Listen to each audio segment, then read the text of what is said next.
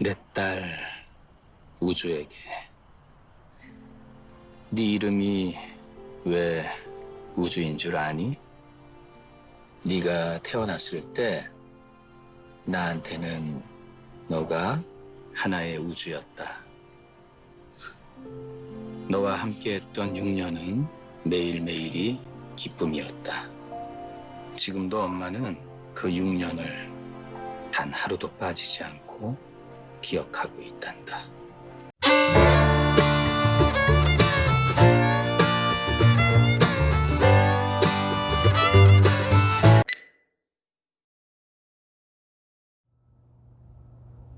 최근 종영했던 영혼수성공이라는 드라마는 주변 사람들을 어떻게 대해야 할지에 대해 많은 울림을 줍니다. 드라마 주인공인 한우주는 불안정한 대인관계, 반복적인 자기 파괴적 행동, 극단적인 정서 변화와 충동성을 나타내는 보더라인 퍼스널리티 디스오더라는 경계선 성격 장애를 앓고 있는 환자였습니다.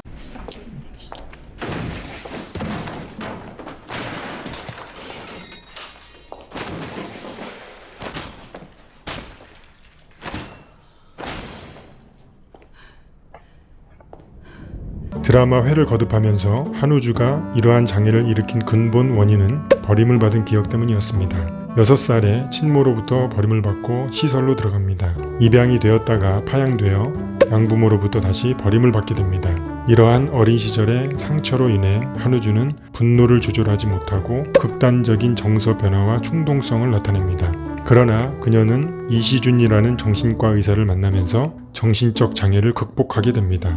이시준은 진찰실 안에서의 상담과 처방이라는 전통적인 치료 방식을 탈피하여 환자의 삶 속으로 들어갑니다. 자신이 경찰이라는 망상에 빠져있는 환자와 같이 순찰을 돌아주기도 하는 등 환자의 삶에 직접 개입하여 장애의 근본적인 원인을 발견하며 그것을 극복할 수 있도록 도와줍니다. 결국에는 환자에 대한 열정과 사랑이 그의 치료 방식이었던 거죠. 그는 영혼수성공이라고 불립니다. 영혼수성공, 영혼을 수선하는 사람. 과연 의사가 사람이 영혼을 수선할 수 있을까? 제목에서 먼저 의문부터 드네요. 어떻게 생각하십니까? 의사라는 직업을 갖고 있는 사람이 다른 사람의 영혼을 수선할 수 있을까요? 이 드라마는 여러 가지 상처, 특히 정신적 상처를 다루면서 구조적인 사회 문제를 드러내고 있습니다. 그런데 그런 구조적인 사회 문제들이 결국에는 인간의 이기심 때문에 발생되는 거죠. 코앞에 있는 조그만 이익 때문에 우리는 쉽게 신의도, 우정도, 심지어는 소중한 사람도 버립니다. 캐나다에 이주한 한국인 대부분은 인간관계에서 많은 어려움을 겪고 있는 것이 현실입니다. 서로 갈등하고 싸우고 배척하고 헤어지는 모습들은 너무나도 흔한 일입니다. 겉모양만 보고 쉽게 판단할 수는 없지만 중국이나 이스라엘 커뮤니티는 결속력이 있어 보입니다. 학교나 문화센터를 세우고 서로 정보를 주고받고 겉으로 보면 누구도 무시할 수 없는 그들만의 파워를 형성하고 있는 것 같습니다. 그런데 한인 사회는 어떨까요? 이민 와서 한국 사람들을 만나지 않고 사는 것이 성공적인 이민 생활이다? 라는 말을 들을 정도로 서로 간의 신뢰가 잘 형성되지 않는가 봅니다. 어떤 사람은 한국에서는 상종도 하지 않을 사람을 이곳에서 어쩔 수 없이 만나게 된다 라는 정말 교만의 극치에 달하는 말을 하는 사람도 있습니다. 저는 오히려 그런 사람을 상종도 하고 싶지 않습니다. 한국에서 자기가 얼마나 대단했는지 모르겠지만 어차피 인생은 서로 다른 부모에 의해 많은 부분이 결정되고 결국 빈몸으로 돌아가는 것 아니겠습니까? 자기 자신이 얼마나 대단하다고 사람 위에 사람이 있고 사람 밑에 사람이 있는 겁니까? 그럼 캐나다에 이민 온 한국인들만 문제가 많을까요? 저는 그렇게 보지 않습니다. 이미 한국이라는 사회가 경제적 능력으로 철저히 계급화된 사회입니다. 초등학교 아이들조차 살고 있는 아파트 평수로 친구들을 평가하잖아요. 웃기는 일입니다. 초등학교 아이들이 서로 살고 있는 아파트 평수를 물어보고 더 넓은 아파트에 사는 아이들은 우월감을 느끼고 더 적은 아파트에 사는 아이들은 열등감을 느끼고 정말 웃기는 일이에요. 예전에 가르쳤던 학생이 했던 말이 생각나네요. 공부를 잘 하든지 싸움을 잘 하든지 운동을 잘 하든지 아니면 돈이 많든지 그렇지 않으면 루저이고 찌질이다.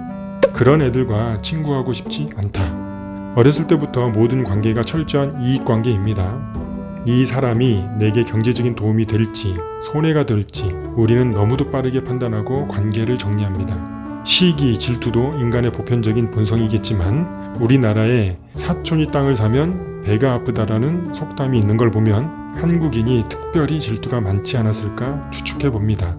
이민사회에서도 예외가 아닙니다. 누군가 영주권을 받고 집을 사고 직장에 취직하면 시기하고 질투하는 사람은 대부분 주변 사람들입니다.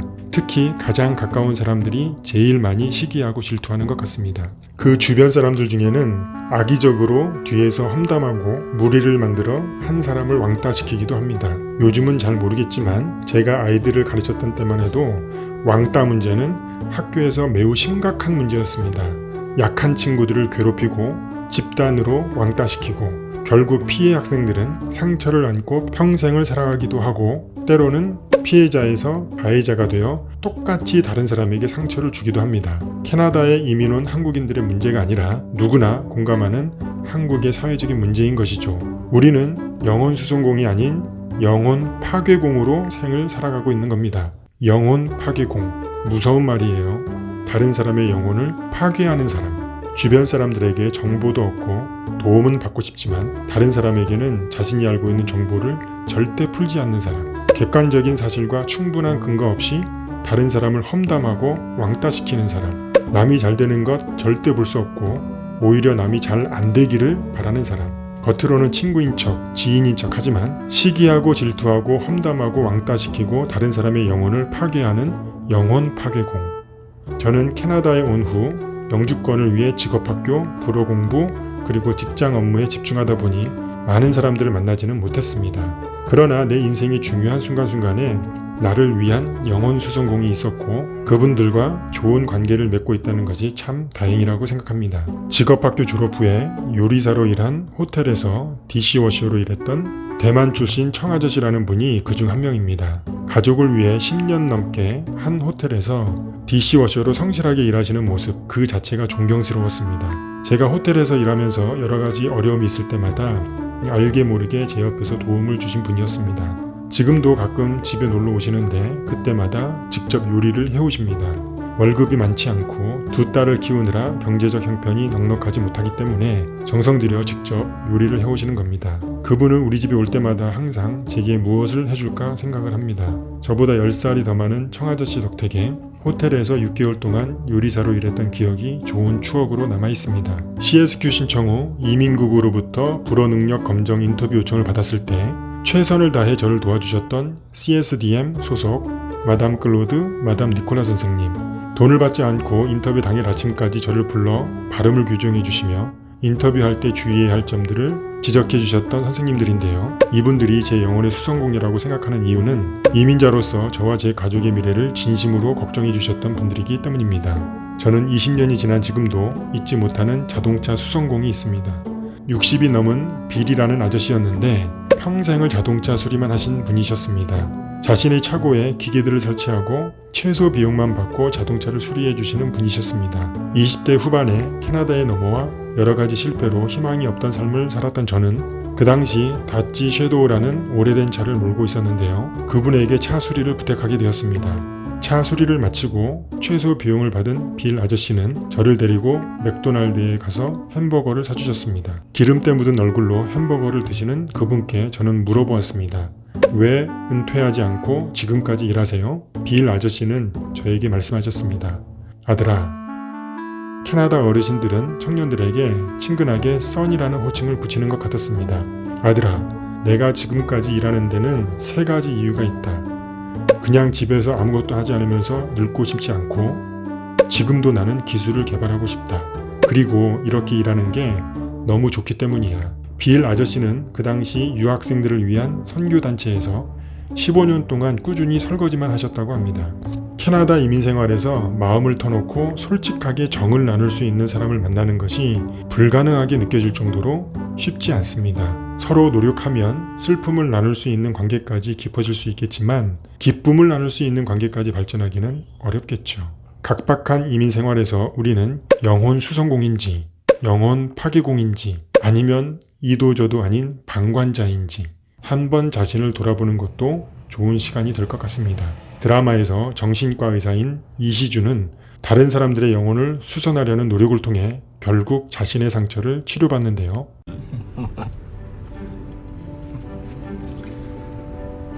좋다.